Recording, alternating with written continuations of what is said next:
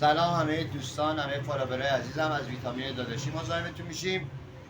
بچه ها یه ایده ای رو من قبلا تو اینستام دیده بودم. ایده رو توی ویتامین داداشی پیاده کردیم. مثلا شما اومدید طالبی و موز عقب توی لیوان آماده است، میریزیم توی بلندر و شربت زعفرون و یخم آماده است. این مایه شهد هم میریزیم توش و در حضورتون میکس میکنیم.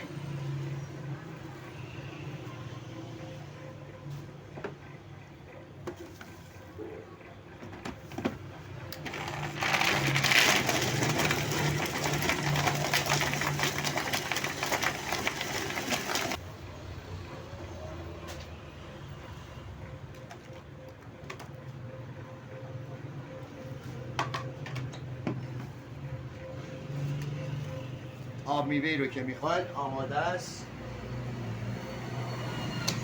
تقدیم میکنیم.